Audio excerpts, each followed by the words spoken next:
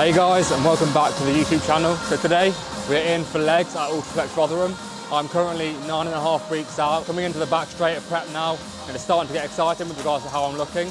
I'm looking a lot leaner than the last time you guys saw me, which is probably at 13 weeks out. So we've probably got another 5 to 6 pounds to lose until we're in true stage condition for men's physique, and then we'll look to reverse into the show over the last 2 weeks before the actual show basically. So I'll actually do a prep update at the end of this video. I'll go through my coaching sheets and give you guys a bit of an update of where I'm at. So I haven't really done that since the start of my YouTube channel, which is at like 20 weeks out. So there's quite a lot to touch on. I've probably lost another 12 pounds since then, so quite a lot of changes have been made since that time. I'll talk through some of them within the video, alongside some rationale as to how I'm approaching training at this stage of prep. So first movement up is actually biceps, but I'll go through why I'm doing that in the next clip. So yeah, let's get started. Whatever Ryan just said, completely ignore him because he's small and I'm massive. Apply for online coaching. Yeah, Laura's started prep now, so the prep range got to him already. Yeah, cognitive function He's become a complete dick already. Not very nice. He's on 600 carb and it's hit him, he can't handle it. Mate, honestly, walking here, I swear, I went hypo. Is that what you call it? Hypo? Oh yeah, you went hypo, did you? No, I literally did. I was coming down here and I was dizzy as fuck. Definitely not to do with me slamming like 600 mega caffeine.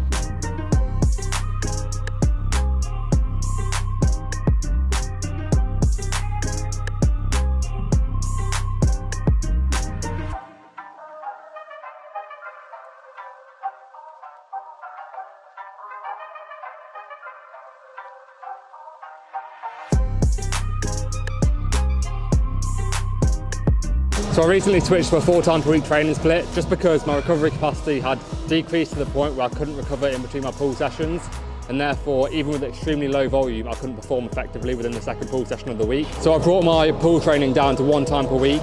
However, I still want to keep my biceps at 2 times per week frequency because they were recovering fine because they're a smaller body part with a smaller recovery demand, and therefore I now do biceps before legs. So for me, that's just so I can train biceps at 2 times per week frequency, but I also do this with a lot of clients who potentially have weaker arms. So doing your arm work at the start of legs is actually very effective for targeting your arms and trying to bring up your arms. It just allows you to basically put more into that arm volume and get more effective volume out of it because you haven't done the pull work or the push work before it. Therefore, you can get really effective arm training at the start of your leg session. So if you haven't tried that and you need to bring up your arms, then give that a go. So we're going to go with 3 sets here on the prime preacher curl. I load it on the middle and top pin so it drops off a little bit in the shorten range, matching the strength profile of this movement, and therefore I can really tax the muscle across its full contractile range. 3 sets here, 8 to 12, 12 to 15, 15 to 20, and then we'll go into the leg work of the session.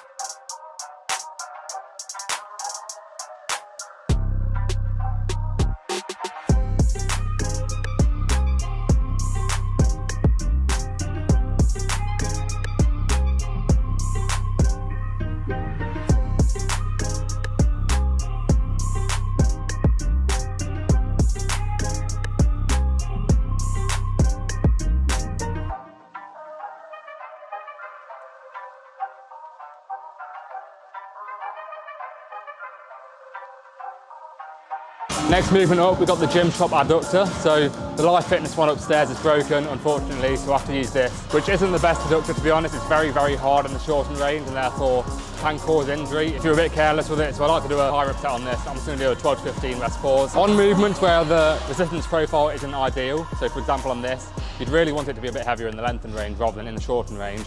I like to just take a few force reps at the end of the set to really make sure I'm getting the most out of the portion of the movement which isn't taxed as much. So in this movement, I'll take a few force reps through the short to make sure I can tax the lengthened range.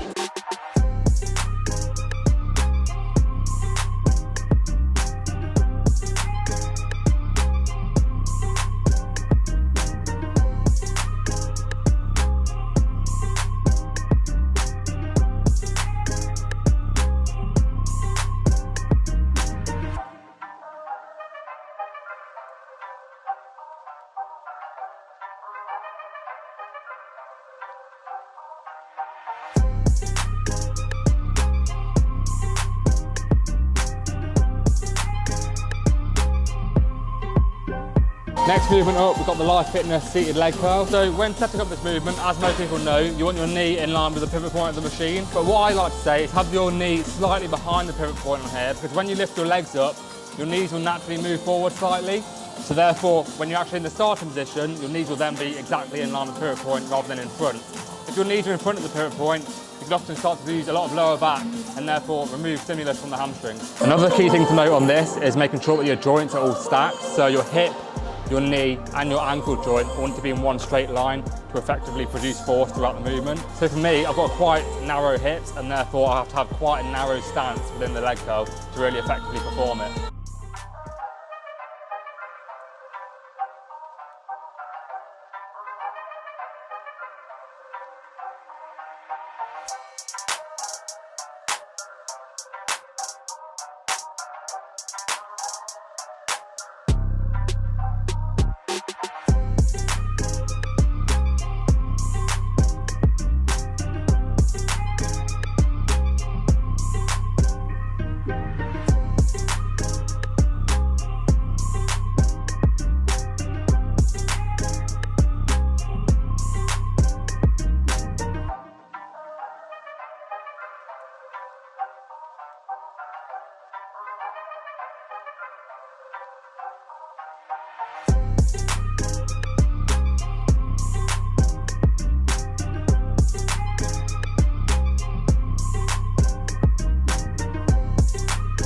Next up, we've got the prime leg extension. So I've got 2 sets on here, an 8 to 12 set with a 2 count in the short, then a 12 to 15 set back off. A cue that I like to use on here is to basically pull yourself into the seat as hard as possible.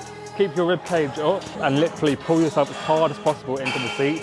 The more stability you create, the more force you'll be able to create in the movement, and therefore the more stimulus you'll be able to provide for the quads. Again, like the leg curl, make sure your hips, knees and ankles are all in one straight line, and therefore you can produce force effectively.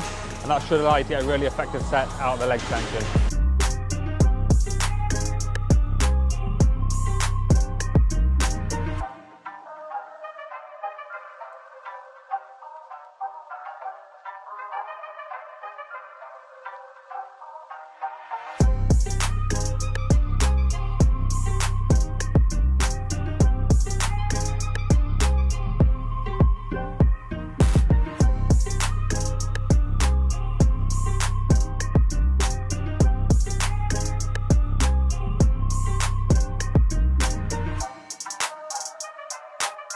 So next up, we've got the Cybex hack. This is a movement which I managed to maintain and even progress throughout the whole of prep so far. So I'm 18 weeks into my diet and this is still progressing. So what are the ways in which I managed to do that? Firstly, and the most important one, is always going to be mindset. If you're going into a set thinking you're going to regress, then you will regress. So go into the set with confidence, composure, and visualize yourself progressing in that set. And therefore you give yourself the chance to actually progress. Secondly is volume. On a taxing movement like this, I only need to do 1 set to get everything out of it.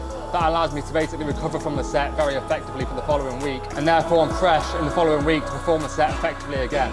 Even though my recovery capacity has gone down because the volume is so low, I can therefore continue to progress this set throughout the whole of prep. Thirdly, is going to be execution. So making sure that the execution is spot on throughout the whole of the diet. Basically going to make sure that you're still providing the muscles with the stimulus it needs to maintain that strength.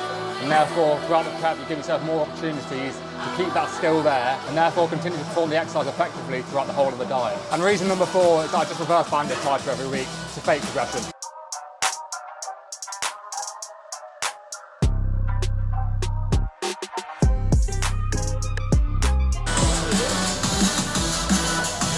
I've taken off the jumper now, I look like a fucking coat hanger. The one problem with being a nasty bodybuilder who doesn't have that much muscle, I look so skinny in clothes now that I'm lean.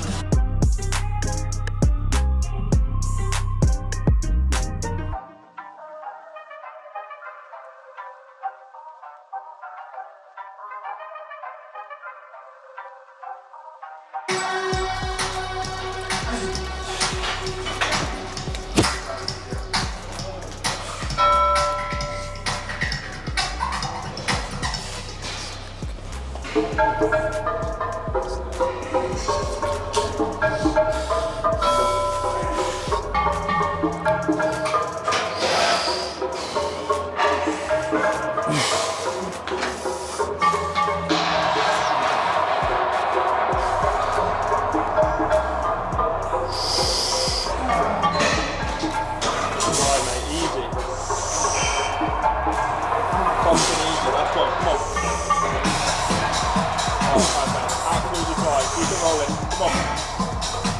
Yeah, fucking grind. Let's go. Let's go. Easy. Way too easy. Come on. Let's go. 4. Let's go. Continue. Keep continuing. Come on. Still flying, mate. Still flying. Let's go. Come on. Come on. Come on. Let's roll. Let's fucking go. Drive. Good. Come on. Get in there. Let's go. Come on. Take a breath and get in. Get in.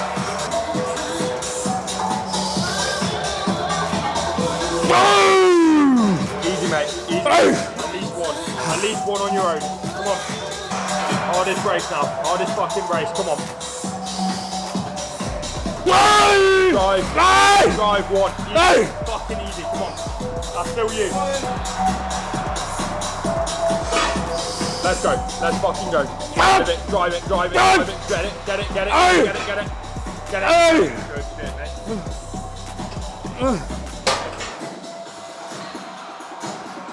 So the penultimate movement of the day is the Arsenal Strength 45-degree leg press. I think the leg press is a movement that a lot of people overcomplicate. They try and isolate their quads or isolate their glutes on this movement when really you're not going to be able to isolate anything on this movement. It can be adductor, quad and glute in this movement. It's pretty much as simple as this. If you want to bias your quads, try and get more knee flexion. If you want to bias your glutes, try and get more hip flexion. I do this movement to try and bias my quads, and to do that, the foot position I like to go with is a little bit wider than usual. Toes pointed slightly out, and then on the way down, I'm thinking about driving my knees outside my body. That allows me to get as deep as possible. It incorporates quite a lot of adductor as well. It creates quite a stretch in the adductors in the lengthened position, but at the end of the day, I'm getting more knee flexion and therefore getting more quad stimulus. And that's all that really matters to me on this movement. I've just got one set here with 12 to 15, then 2 sets of abs, then I'll go on to posing.